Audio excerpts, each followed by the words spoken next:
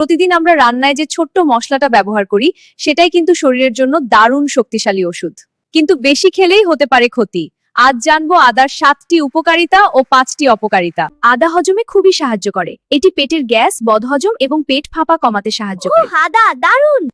আদা শরীর গরম রাখে এবং গলা ব্যথা, সর্দি ও কাশি কমাতে কার্যকর।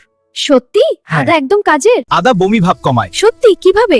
গাড়িতে ভ্রমণের সময় বা গর্ভাবস্থায় অনেক সময় বমি ভাব হয় বা চালা গেলেই সমস্যা কমতে পারে। আদায় অ্যান্টিঅক্সিডেন্ট থাকে যা শরীরের রোগ প্রতিরোধ ক্ষমতা বাড়াতে সাহায্য করে।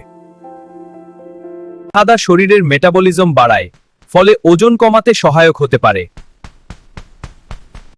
অতিরিক্ত আদা খেলে অনেক সময় বুক জ্বালা বা অ্যাসিডিটির সমস্যা হতে পারে। রক্ত পাতলা করতে পারে, তাই যারা রক্ত পাতলা করার ওষুধ খান তাদের সাবধানে খাওয়া উচিত।